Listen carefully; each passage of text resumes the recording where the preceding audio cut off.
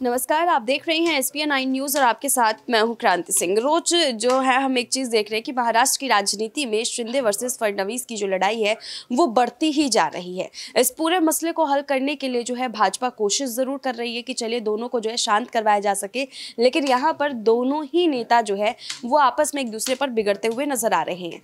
खबर ये आ रही है कि कभी भी शिंदे बगावत कर सकते हैं तो कभी फडणवीस बगावत कर सकते हैं। अब दोनों को एक साथ लेकर के चल पाना इस वक्त भाजपा के लिए जो बेहद मुश्किल होता जा रहा है। पहले ही सवाल जो है कांग्रेस के लिए उठा करता था कि आखिरकार कांग्रेस जो है वो इस पूरे मुद्दे में किस तरीके से दोनों नेताओं को समझाएंगी। एक ही राज्य के दो नेता आपस में लड़ते रहते हैं, लेकिन अब वही काम जो है बीजेपी के भी अंदर हो रहा है। बीजेपी के खेमे में हो रहे इस बड़े बदलाव का आखिरकार 2023 और 2024 के चुनाव पर कितना प्रभाव पड़ेगा, क्या इसको देख करके जो है तमाम राज्यों की राजनीति जो है वो बीजेपी की बिगड़ सकती है। इस मुद्दे को लेकर के आज चर्चा करेंगे। तमाम सहयोगी हमारे साथ मौजूद है न्यूज़ रूम में इस वक्त। हमें सबसे पहले ऋतिक हमारे साथ मौजूद है। ऋतिक से पहला सवाल ले लेते हैं। ऋतिक, राजनीति में हमने ये देखा है कि महाराष्ट्र की राजनीति बहुत प्रभावित कर रही है राज्यों को, जैसे महाराष्ट्र में जिस तरीके से हुआ उसका सीधा सीधा एग्जाम्पल हमने बिहार में देख लिया। तुरंत ही पटखनी मिल गई बीजेपी को। इस बार भी वहाँ की राजनीति बिगड़ रही है, संतुलन भाजपा का बिगड़ रहा है। क्या लग रहा है उसकी वजह से दूसरे चुनावों पर प्रभाव पड़ेगा? देखिए, चुनाव पर प्रभाव पड़ेगा। सबसे बड़ी बात है कि जो बीजेपी चाणक्य नीति के लिए जानी जाती है वही बीजेपी आंतरिक कलह के लिए भी जानी जाती है। आप देखिए, मध्य प्रदेश की राजनीति देख लीजिए, महाराष्ट्र की राजनीति देख लीजिए, इसके बाद दिल्ली की राजनीति देख लीजिए, जहां सांसद बढ़ जाते हैं टिकट के लिए, सरेआम पार्षद बढ़ जाते हैं और ये आरोप लगा देते हैं कि टिकट के लिए यहाँ पर खरीदा गया है। तो आप समझिए कि अब बीजेपी की छवि लगातार खराब हो रही है।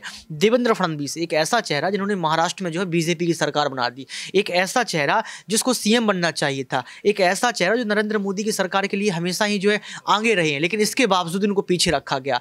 आप देखिए, एकनाथ शिंदे की बात कर लीजिए। एकनाथ शिंदे देवेंद्र फडणवीस की लड़ाई खत्म होने का नाम नहीं ले रही है। भाई मध्य प्रदेश जाइए, मध्य प्रदेश में आप देखिए कि वहाँ पर सिंधिया और शिवराज की लड़ाई खत्म होने का नाम नहीं ले रही है। आप जाइए दिल्ली में मनोज तिवारी, तमाम ऐसे जो सांसद हैं उनके बीच जो आंतरिक कलह चल रहा है वो खत्म होने का नाम नहीं ले रहा है। तो कहीं ना कहीं अब बीजेपी पार्टी को अपनी रणनीतियाँ, अपनी स्ट्रेटेजी बदलना चाहिए, क्योंकि आने वाला समय अगर महाराष्ट्र में अगर देवेंद्र फडणवीस के साथ पक्षपात हो रहा है तो किसी भी नेता के साथ हो सकता है। धन्यवाद ऋतिक। देखिए, यहाँ पर जो है पक्षपात की बात जो है वो ऋतिक उठाते हुए नजर आए हैं। आसिफ, यहाँ पर एक सवाल आपके लिए भी है कि जिस तरीके से आप देख रहे हैं शिंदे वर्सेस फडणवीस की जो लड़ाई देखने को मिल रही है, हालांकि अब खुले मंच से तो दोनों एक दूसरे पर वार नहीं कर रहे हैं, लेकिन अपने विधायकों के जरिए पलटवार जरूर कर रहे हैं।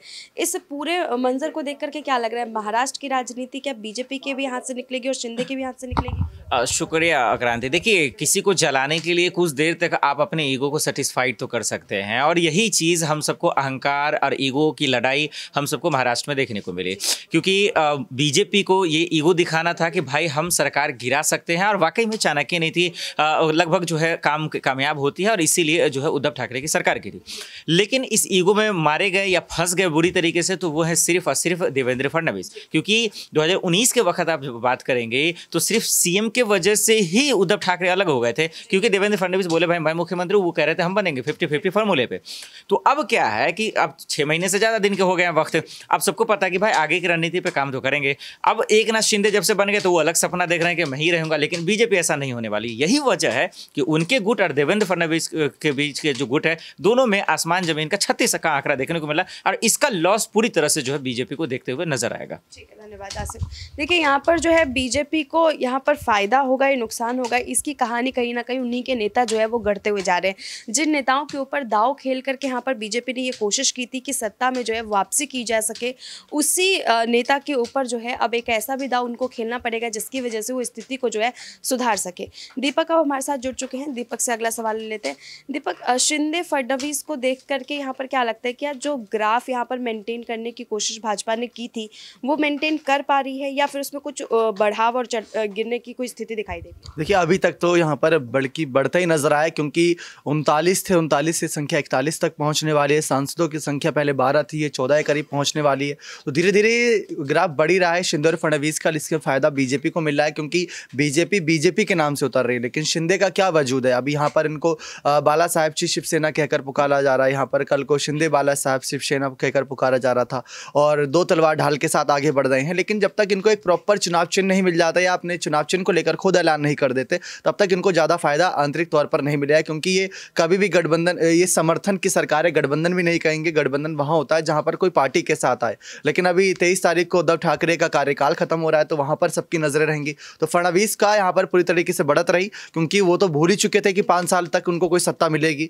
अब करीब 2 साल बाद ही उन्हें सत्ता में वापसी आने का मौका मिला, चाहे डिप्टी सीएम पद के तौर पर ही सही, लेकिन 3 साल कम से कम सत्ता की मलाई तो बैठकर खाएंगे ही। इससे अच्छा कम से कम सत्ता से बाहर से रहने से अच्छा ये सत्ता की मलाई खाना है। दीपक, यहाँ पर आसिफ का जैसे कि सवाल था कि यहाँ पर हम ना क्या बोलते हैं, लालच में आकर के या फिर किसी को गिराने के चलते जो है एक फैसला ले लेते हैं। यहाँ पर भी एक फैसला लिया गया उद्धव ठाकरे को गिराने के लिए, लेकिन अंदर कलह जो चल रही है, जो लगातार विधायक जो है खुल करके बयानबाजी करते हैं, चाहे शिंदे के हो चाहे फडणवीस गुट के हो, दोनों विधायक जो आपस में लड़ते हुए दिखाई दे रहे हैं। इस पूरे खेल को आप कैसे देख रहे हैं कि एक समय था जब ठीक है सामने वाले को नीचा दिखाना था, गिराना था, उसको गिरा दिया, अब वो हट गए, अब आपस में एक दूसरे की तरफ जो है इस तरीके से देख रहे हैं कि अब एक दूसरे को गिराने वाली नीति अपना रहे हैं।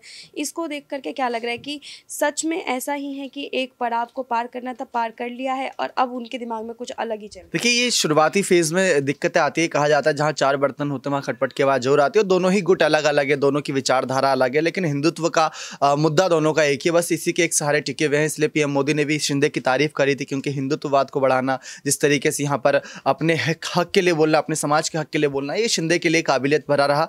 और यहाँ पर ये बात आ रही है कि अब बागी विधायक कुछ बोल रहे हैं, बीजेपी के विधायक कुछ बोल रही हैं, तो ये पहले दिन से जारी था और अभी भी जारी है। ये सिर्फ बयानबाजी तक सीमित है। शिंदे फडणवीस ने पूरा मोर्चा संभाल रखा है। शिंदे फडणवीस कहीं चूकते तो मोदी शाह उनसे ऊपर है, वो संभाल लेते हैं मोर्चा। तो इतनी आसानी से इस सरकार को अलग नहीं होने देंगे। अब महाविकास अघाड़ी सरकार की बात करें तो वहाँ पर अभी भी ऐसी बातें सामने आती है कि अजीत पवार को आगे नहीं बढ़ाया गया था, उन्हें सीएम बनाना चाहिए था, डिप्टी सीएम बनाया गया और उन्हें हर बार डिप्टी सीएम बनाया जाता, चाहे फडणवीस की सरकार में हो, चाहे इससे पहले हम यहाँ पर बात करें उद्धव की सरकार में, तो हमेशा डिप्टी सीएम फडणवीस को, यहाँ पर अजीत पवार को बनाया जाता। तो वहाँ पर भी ऐसी बातें चलती रहती हैं। कांग्रेस चाहती है उनका सीएम बने, तो हर पार्टी चाहती है कि उनकी पार्टी आगे बढ़े, वैसे ही शिंदे गुट चाहता है कि उनका नेतृत्व आगे बढ़े, शिंदे आगे बढ़े, ना कि फडणवीस। ठीक है, धन्यवाद दीपक। देखिए, यहाँ पर जो है इसी मुद्दे को लेकर के चर्चा और भी ज़्यादा तेज हो जाती है, क्योंकि यहाँ पर शिंदे हो चाहे फडणवीस हो, दोनों के दोनों ऐसे बड़े नेता हैं जो शायद ये समय में ये चीज़ ज़रूर सोच रहे हैं, ये चीज़ ज़रूर देख रहे हैं कि उनको जो है एक बड़ी जगह, बड़ी भूमिका ज़रूर मिले।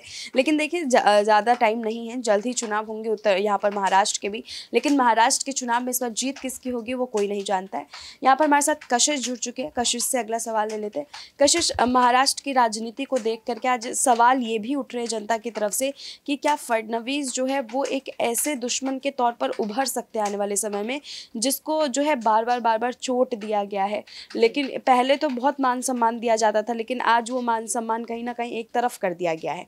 तो क्या उसको देख करके वो शिंदे से कुछ दुश्मनी मोल लेते हुए नजर आ रहे हैं आगे चल के? देखिए, दुश्मनी मोल के आज तो फायदा है, आज तो फायदा है शिंदे के साथ में, तो हाथ में हाथ डाल के बैठे हैं, लेकिन कल की क्या स्थिति हो सकती है? देखिए, ये स्थिति हो सकती है, उसको लेकर आज जानकारी भी एक सामने आई है, जिसमें कहीं ना कहीं ये कयास लग रहे हैं पढ़कर उसको और देखकर उसको कि शायद शिंदे को बाहर ही कर सकते हैं, पूरी तरीके से पार्टी के बाहर का रास्ता दिखाया जा सकता है। इस तरीके की बात कही जा रही है। एक बयान की मैं बात करना चाहूंगी, नवनीत राणा का बयान आया, वो लगातार एक समय पर लगातार सुर्खियों में थी, आज बिल्कुल सुर्खियों में नहीं है, कभी कभी नाम उनका आ जाता है। उन्होंने कहा कि मैं तो सपना भी यहाँ पर यही देखती थी कि देवेंद्र फडणवीस मुख्यमंत्री बने और मेरा सपना यही है कि वही बने। और नॉर्मल सी बात है कि फडणवीस यहाँ पर डिजर्व करते हैं मुख्यमंत्री बनना, लेकिन आप देखिए कि कितना अच्छा खेलती है बीजेपी यहाँ पर कि सरकार उनकी बन जाए महाराष्ट्र में, जहाँ पिछली बार नहीं बनी थी, तो इसलिए उन्होंने शिंदे के साथ गठबंधन किया। अगर फिर से चुनाव हो जाते, जिस तरीके से संजय राउत बार बार ये दावा करते हैं कि फिर से चुनाव हो तो पता चल जाएगा, तो मुझे लगता है बीजेपी आराम से भारी बहुमत से यहाँ पर आती नजर आएगी।